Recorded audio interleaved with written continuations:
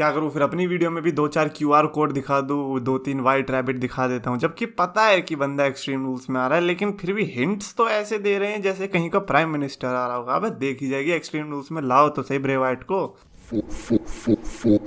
तो yes my champions of the world, मैं हूँ 3DX Chetan and bro SmackDown like jam packed, मजा ही आ गया देख के। ये तो मैं कहूँगा लाइक पिछली रॉ जो अभी हुई है उसका जो पूरा अंदर का गुस्सा था वो सब निकल चुका है। ट्रिपल एच रिंग में, मतलब जो शो की शुरुआत हुई वो ट्रिपल एच के रिंग में से शुरू हुई।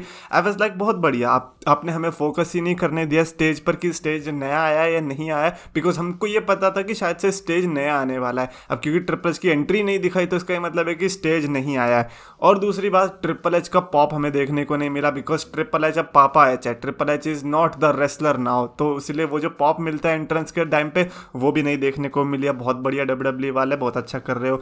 और ट्रिपल एच के माइक पे QR कोड लगा दिया, मतलब ये तो सोने पे सुहागा है ना। पहले तो आपने स्टेज पे ध्यान नहीं देने दिया, पॉप पे ध्यान नहीं देने दिया, और जिस पर ध्यान नहीं देना था वो तुमने माइक पे ऊपर लगा दिया कि ये लो ब्रे वाइट का एक और QR कोड। दिमाग ही खराब हो रखा है पूरा क्या। Welcome to Fox, thank God. उसके बाद रोमन रेंस की एंट्री होती है एंड आई एम लाइक कि चलो भाई शो की शुरुआत हो चुकी है एंड बहुत बढ़िया। मतलब मेरे को तो उसके बाद रोमन रेंस की जो एंट्री थी उसके टाइम पे हमें वेड बैरेट का भी रिवील पता चला कि वेड बैरेट एज न्यू कमेंटेटर आ चुके हैं। क्राउन ज्वेल का ब्यूटीफुल ग्राफिक डिजाइन देखने को मिला, जो कि लोगन पॉल के साथ रोमन रेंस का मैच होने वाला है। लोगन पॉल की एंट्री होती है। एज सच ब्लड लाइन ने स्टार्टिंग में कुछ नहीं कहा था, बट जो फिर लोगन पॉल आए और उसके बाद लोगन पॉल जिस तरीके से रिंग के साइड में खड़े रहे और रोमन रेंस ने बोला देखो यार ये तो अपना ही माहौल है, यहाँ पर तुम्हें कुछ नहीं होगा, आ जाओ रिंग के अंदर आ जाओ, माना कि हम इतने सारे हैं लेकिन तुम्हें कुछ नहीं होने वाला। By the way Logan Paul, what is this about toothpick situation? हाँ, टूथपिक करके किसकी कॉपी करना चाह रहे हो? आई अंडरस्टैंड कि साइमन सेज के अब 1 मिलियन सब्सक्राइबर हो चुके हैं, बट डजंट मीन कि आप उसका कैरेक्टर ऐसे कॉपी करोगे। That is called copy. और मुझे जहां तक पता है लोगन पॉल कॉपी में बिलीव नहीं रखता, राइट? खैर लोगन पॉल को काफी गंदी वाली बू मिली ऑडियंस की तरफ से। I liked one thing about audience कि काफी एनिमेटेड थी, काफी अच्छे रिएक्शंस दे रही थी, चाहे बुरा हो चाहे अच्छा हो, वो भर भर के रिएक्शंस दे रही थी। तो गंदी वाली बू भी मिली थी एंड लोगन का अंदर ना आना मेरे हिसाब से वो बहुत बढ़िया था। जब अंदर भी आया तो लोगन सक्स की चैंट लगने लगी। एंड आई लाइक किस तरह से रोमन रेंस ने अपना कॉल बैक दिया और उन्होंने कहा कि यार पहले मेरे को ये लोग भी यही चीज बोला करते थे और अब देखो मैं क्या हूं, मैं ग्रेटेस्ट ऑफ ऑल टाइम बन चुका हूं। बेसिकली लोगन पॉल उनका दुश्मन है, लेकिन लोगन पॉल को वो सहानुभूति भी दे रहे कि कोई दिक्कत नहीं है लौंडे, एक दिन तू भी ग्रेटेस्ट ऑफ ऑल टाइम बन सकता है ना। पॉल हेमन की बात करते हैं। पॉल हेमन ने जो उधेड़ा है लोगन पॉल को माइक पे, not only just Paul Heyman but उन्होंने कुछ नाम ड्रॉप भी किए। पहले मैं बता देता हूं कि पॉल हेमन का ये जो प्रोमो था one of the best promo आया रोमन रेंस के इस पूरे करियर के टेन्योर से, जब भी वो पॉल हेमन के साथ अलाइन हुए हैं, क्योंकि लोगों का ये मानना है कि Paul Heyman is the best on the mic, is the best on the mic. जब भी पॉल हेमन का ये रोमन रेंस के साथ प्रोमो होता था वो बोल देते थे कि क्या ही कट किया है, जबकि ऐसा कुछ स्पेशल होता नहीं था। पॉल हेमन बस इंट्रोडक्शन देते थे रोमन रेंस का एंड लोगों को बस अपने ओपिनियंस रखने तो इसीलिए वो रख देते थे। बट टुडे आज हमने फाइनली वो पॉल हेमन देखा जिसको हम जानते हैं। भाई साहब अलग अलग रेफरेंसेस और एक्चुअली में मटेरियल प्रोवाइड करना माइक पर, क्योंकि ये वाला पॉल हेमन कहीं खो गया था and now he is back.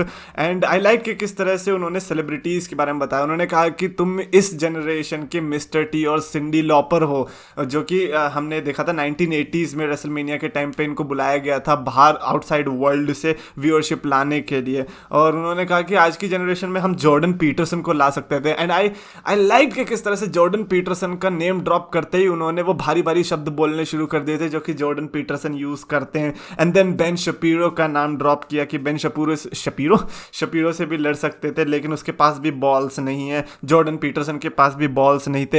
Andrew Tate का नेम ड्रॉप हुआ रिसेंटली, जो कि बैन हो गए सारे सोशल मीडिया से, उनका भी नाम ड्रॉप किया और उन्होंने कहा कि उसके बारे में तो क्या ही बात करने, उसके पास तो बिल्कुल भी बॉल नहीं है। वेल ये सारे सेलिब्रिटीज खत्म हो गए तो हमारे पास एक ऐसा बंदा जो कि है mister big ball, mister Logan Paul himself, उसको चैलेंज किया है। एंड ये बहुत अच्छा कॉल बैक था टू लोगन पॉल, जो कि मिज के साथ उनकी राइवलरी थी, जब उन्होंने मिज को टाइनी बॉल्स कहा था। इसका मतलब लोगन पॉल्स के पास बड़े बॉल्स थे और वही चीज पॉल हेमन ने आज यूज करी। तो वो कॉल बैक भी देखकर मेरे को काफी अच्छा लगा। पॉल हेमन ने ये भी बताया कि किस तरह जैसे जब हॉस्पिटल में लेटे होंगे रोमन रेंस के फाइट के बाद, तो हॉस्पिटल में ट्यूब्स तुम्हारे लग रही होंगी, और आई रियली होप कि वो ट्यूब्स जो है करेक्ट होल में घुसे। वह भाई साहब, आज तो पॉल हेमन फुल सैवेज के मोड में था। उन्होंने कहा कि लोगन पॉल को जिंदा नहीं छोड़ना है। अब पता चल गया लोगन पॉल को बू मिल रही है, तो फिर उसको यूटिलाइज करते हैं। एंड लोगन पॉल जब बोलने लगे तो लोगन पॉल के व्हाट चैंट्स लगने लगी। व्हाट अपने पॉडकास्ट में लोगन पॉल ने कहा था कि व्हाट चैंट्स क्या होती है, and I don't think so कि अब लोगन पॉल के वो दिमाग में क्वेश्चन आने वाला है। मे बी वो नाइटमेयर भी बन सकता है बहुत बड़ा। लोगन पॉल ने बहुत बड़ी क्लासिक टेक्निक खेली जो कि हमने पास्ट में भी देखा है। जब 1-on-3 या 1-on-2 या फिर मोर देन 2 सुपरस्टार्स की सिचुएशंस होती है अगेंस्ट अ सिंगल सुपरस्टार, तो वो क्या करता है, वो कोई भी एक निकनेम लेगा या कोई भी एक बड़ा कैच फ्रेज लेगा और उसको कंफ्यूज करवा देगा बिटवीन 2 सुपरस्टार्स, ताकि उनके बीच फाइट हो। जैसे कि ट्राइबल चीफ करे जा रहा था पॉल हेमन, तो लोगन पॉल ने कहा कि एक मिनट, तुम ट्राइबल चीफ रोमन रेंस को कह रहे हो, ये जे उसो को कह रहे हो, किसको कह रहे हो, मुझे समझ में नहीं आ रहा। जिसके चलते उनके बीच ऐसे शेड्स दिखाई दिए। रोमन रेंस को अंदर से जेलिसी शायद से फील हुई, जिसके चलते उन्होंने जे उसो को घूर के देखा भी, क्योंकि जे उसो काफी गुस्से में आ रहा था, हॉट हेड दिख रहा था। And thankfully Sami Zayn was there to protect the bloodline, और उन्होंने बीच में समझौता करवाया। उन्होंने कहा कि भाई तुम दोनों क्यों लड़ रहे हो, हमारा जो दुश्मन है वो लोगन पॉल है, ये हमारे बीच फूट डलवा रहा है। तो ये जो सेगमेंट था काफी प्यारा था, बिकॉज सैमी ज़ेन ने इस सेगमेंट को एंड किया। एंड करने से पहले वो एंड करने से पहले रोमन रेंस को जो ब्रेक किया सैमी ज़ेन ने, that was freaking phenomenal. Sami Zayn ने बताया कि हमारी एक सेइंग है ब्लड लाइन के अंदर कि you the twos but we the ones, and Logan Paul you are the biggest two of them all. इसके बाद रोमन रेंस जो हंसा है भाई साहब, वो गुस्से से पूरा हंसने वाले मूड में आया। 0 to 100 इतनी जल्दी शिफ्ट हुआ सैमी ज़ेन की वजह से, रोमन रेंस से कंट्रोल नहीं हुई हंसी। डेफिनेटली वो आउट ऑफ द कैरेक्टर था, मेरे को जहाँ तक पता है। एंड सैमी ज़ेन ने काफ़ी अच्छे तरीके से, काफ़ी फायरी वे में एंड किया अपना promo saying we the ones. काफ़ी रेयर ओकेजन्स होते हैं जब ब्लड लाइन के लिए सैमी ज़ेन जो है इस तरीके से एंड करता है प्रोमो क्या सेगमेंट को एंड करता है। Logan Paul may have witnessed कि शायद से उसने कुछ कर दिया ब्लड लाइन के अंदर, बट ब्लड लाइन के अंदर जो हुआ है वो धमाकेदार तो था, because apparently Roman Reigns and Jey Uso के बीच कुछ तनाव दिखने शुरू हो चुके हैं। 2020 के शेड्स एक बार फिर से देखने को मिले, क्योंकि जब बैक स्टेज में भी हमने देखा सैमी ज़ेन और जे उसो आपस में लड़ रहे थे, तो जे उसो को सैमी ज़ेन ने हॉट हेड कह दिया और रोमन रेंस ने उस पर अग्री कर दिया। Now that is a bigger problem. Roman Reigns अगर कुछ भी करे जे उसो को कोई दिक्कत नहीं है, बट अब उसने सैमी ज़ेन की साइड ले ली। अब जे उसो को आ गया गुस्सा, और सैमी ज़ेन को रोमन रेंस ने बेसिकली ये कह दिया कि अब ये तुम्हारी प्रॉब्लम है, अब इसको तुम संभालना, मैं नहीं संभालने वाला। यानी कि सैमी ज़ेन जो है अब जे उसो के ऊपर आ चुका। Now that is troubling factor for the blood line. New Day ने तो इसका मजाक भी उड़ाया, कह रहा कि जे उसो के अरे तुम्हारे अब तो 2 डैडी हो गए, एक तो रोमन रेंस हो गया और एक अब सैमी ज़ेन हो गया, जिसके चलते इनके बीच मैच भी देखने को मिला था कि भाई साहब 3-on-3 का मैच कर लेते। मेरे को लगा शायद बिगी आएगा, बट नहीं भाई साहब, क्या बोलते हैं, न्यू डे को ज्वाइन करने कौन आया, ब्रोन स्ट्रोमन। हो मैच काफी डिस्ट्रक्टिव वाला था फॉर माइकल कोल एटलीस्ट, क्योंकि माइकल कोल को बेचारे को फालतू में पड़ गई, वो बेचारा वहीं बेहोश हो गया। न्यू डे ने मैच जीता, सरप्राइजिंग, क्योंकि ब्लड लाइन ऐसे हारती नहीं है, but as I said championship अगर मैच ना हो तो ऊसोस जो है हार जाती है, और यहाँ पर ऊसोस एंड सैमी ज़ेन हारते दिखाई दिए। सैमी ज़ेन की लगा कि गलती है, but will see, Sami Zayn की गलती हो तो हम थोड़ा इग्नोर कर सकते हैं। उसके अलावा हमें हिट्रो का मैच भी देखने को मिलता, पता नहीं क्या देखने को मिलता, जो भी होता उसके पहले ही अटैक कर दिया लेगाडो डेल फैंटास्मा ने। अगर आपको नहीं पता तो पहले से पता चल गया था कि लेगाडो डेल फैंटास्मा का डेब्यू होने वाला है, और हुआ भी।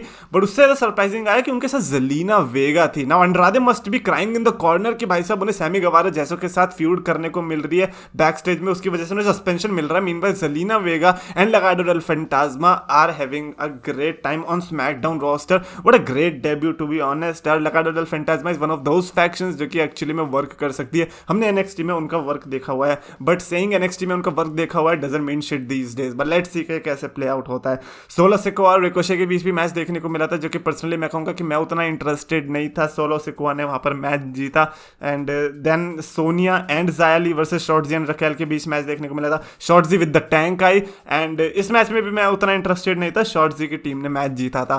सरप्राइजिंग कि किस तरह से काफ़ी ऐसे सेगमेंट्स होते हैं जिसपे हम इंटरेस्टेड ना होते, लेकिन फिर भी बड़े ऐसे सेगमेंट जब आ जाते हैं तो शो पूरा अच्छा चला जाता है। कैरन क्रॉस की एंट्री देखने को मिलती है, धमाकेदार एंट्री ऑफ कोर्स। मतलब अगर आप कैरियन क्रॉस के फैन हो तो आपको तो मजा ही आ गया होगा, और अगर आप स्कारलेट के फैन हो तो आप तो ढह ही गए होंगे वहीं पे। तो मैकिंटायर ने पीछे से अटैक किया, फुल ब्रेव वाइट मूड में आए थे और पीछे से अटैक करके ना, thanks to the security guard, बेचारे मैकिंटायर आज पिट गए। अगर सिक्योरिटी गार्ड ना होती तो कैरियन क्रॉस आज बजने ही वाले थे, लेकिन सिक्योरिटी गार्ड की वजह से मैकिंटायर को खूब तोड़ा कैरियन क्रॉस ने, और in the end upper hand लिया, मोमेंटम भी लिया for Extreme Rules, and will see के एक्सट्रीम रूल्स में क्या होता है।